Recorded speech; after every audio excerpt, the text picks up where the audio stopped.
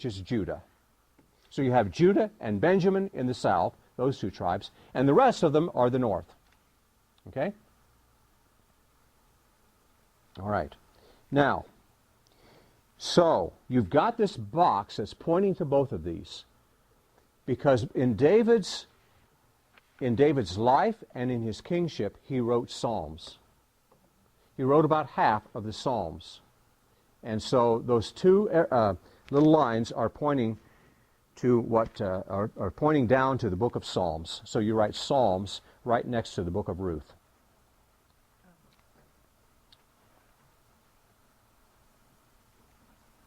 All right, now you have three boxes that are stacked next to that, don't you? See the three boxes? We haven't filled anything in there yet. That's because in the first part of 1 Kings is the kingship of the third king, Solomon. So you want to write that Solomon above 1 Kings.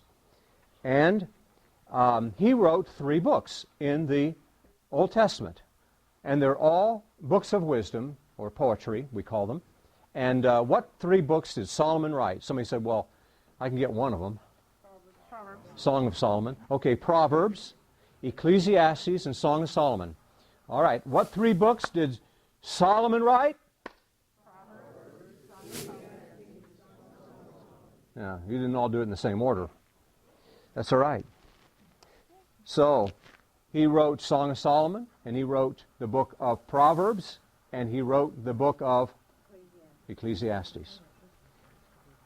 All right, now, hey, isn't that neat? We're seeing this all flow. And so when you're reading through the Psalms, about half of them are written by David. And you can think, oh, I know when this is on my chart. I know when that happened. Okay, now, all right, then we've got a couple of things I want to point out. Assyria, you see the word Assyria? In 722 BC, the north, the 10 tribes of the north called Israel, go into captivity to Assyria. 722 BC. What year did Solomon die? 931.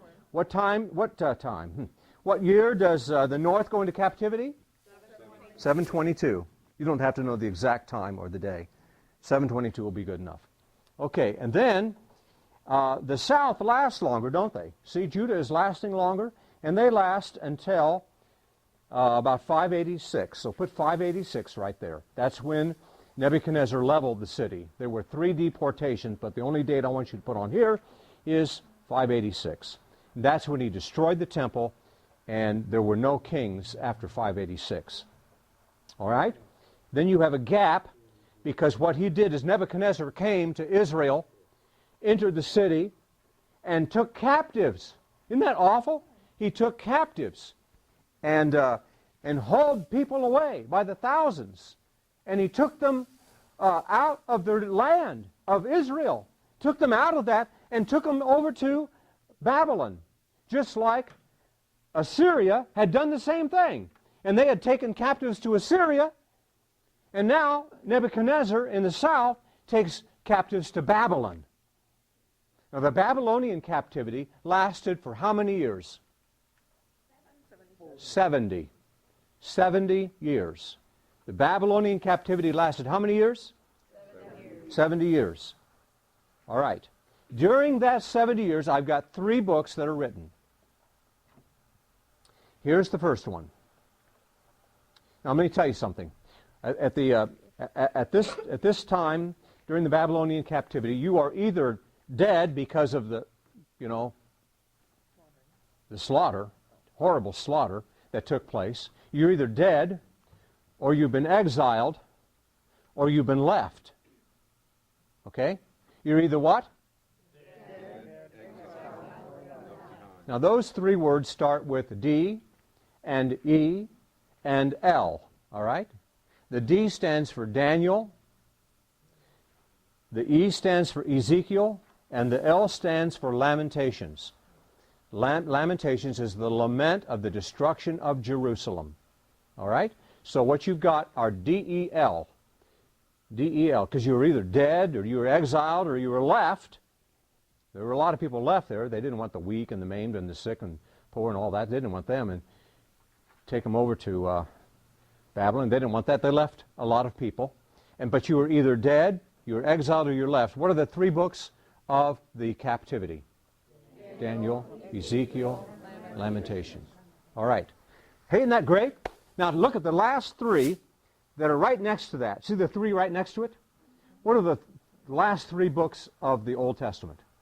You put them in right there. Haggai, Zechariah, Malachi. Just put them right there. The last 3 books of the Old Testament, just put them right there in the last 3 books there. Okay? Hey, that just leaves a couple of small lists, doesn't it? Let's go to the north first. You see, we've got 3 books that point down to the northern, to Israel. See that? Up there at the top, there's shaded boxes. They're pointing down to Israel.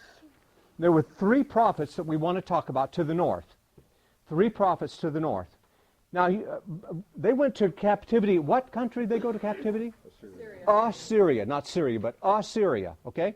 They went to Assyria. What's the capital of Assyria? Nineveh. Do you know of any prophet that was supposed to go to Nineveh? God's most reluctant evangelist? Jonah. You could put him up there. Even though he's not going to Israel to prophesy, he is a picture of Israel's attitude toward the unsaved world. We don't care. So the book of Jonah is an indictment against Israel's spiritual apathy. All right, Jonah. And Jonah he encountered a big fish, didn't he? With a huge what? Jaw. We've already got the J for jaw, and we're not going to do J-A-W, we're going to do J-A-H. Okay, so the next 2 books start with an A and an H. And the A is Amos, and the H is what? Hosea.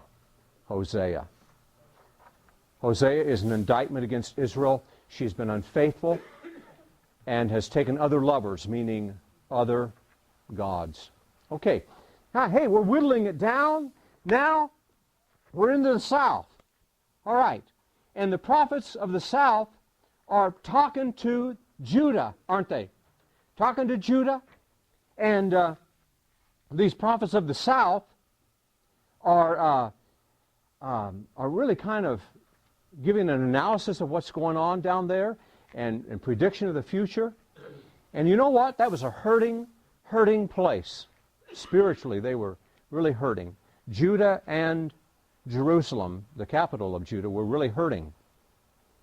They could have said, "Oh, I am in hurts," and sign it Judah and Jerusalem.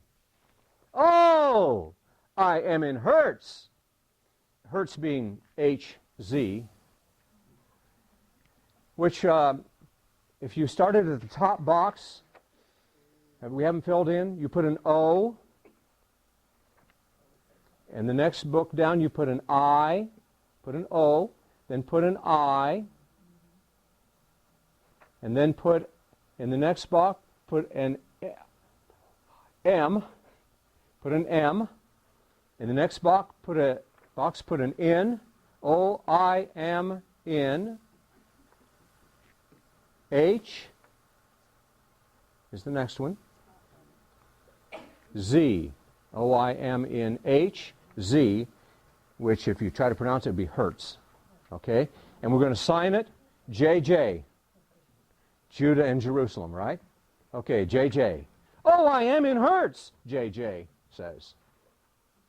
Well, what do those stand for? Obadiah is the first one. Obadiah, Isaiah,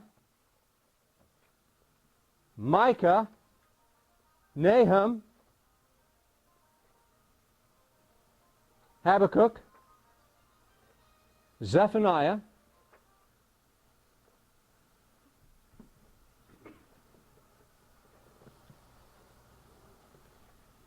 and what are the last 2? Joel and Jeremiah. Joel and Jeremiah. Jeremiah also probably wrote Lamentations. All right. So those are Obadiah, Isaiah, Micah, Nahum, Habakkuk, Zephaniah, Joel, and Jeremiah. How about that? You got all the books of the Old Testament right there. Now I want you to memorize that chart before we eat. No. Can you see that there is a definite progression in the history, and now you see where every one of those boxes are fitting. All of the prophets are warning about impending judgment, whether it was to the north or to the south. They're all talking about the impending judgment of God on either Israel or Judah.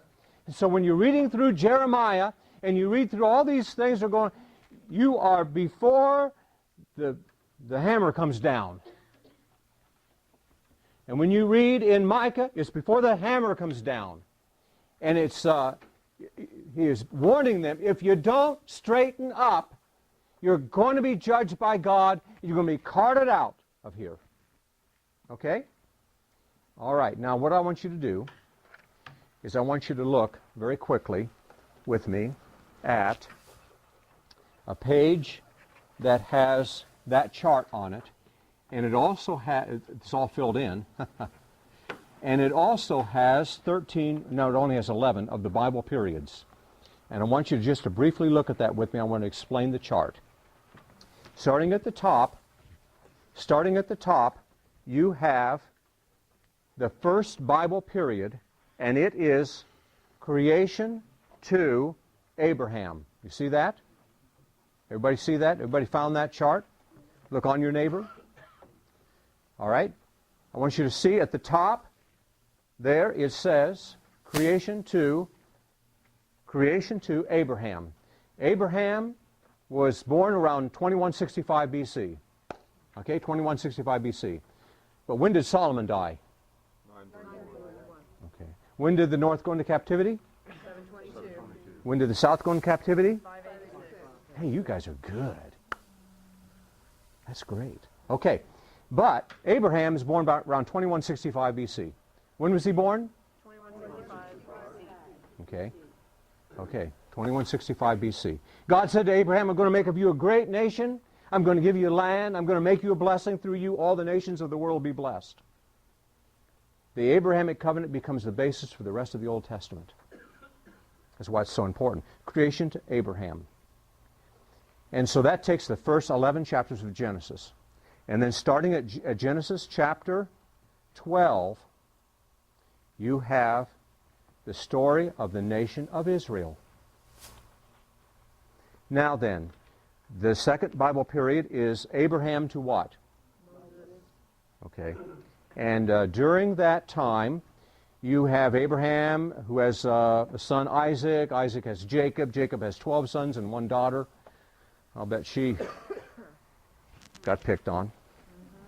But so you have those 12 sons become the 12 tribes of Israel. Jacob's name gets changed. God changes Jacob's name because Jacob means deceiver. And so God changed his name to Israel. That's why the nation is called Israel.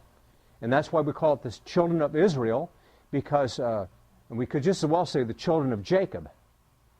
All right? So his name was changed, and so now the nation is not called Jacob anymore. It'd be called Israel, because God changed his name.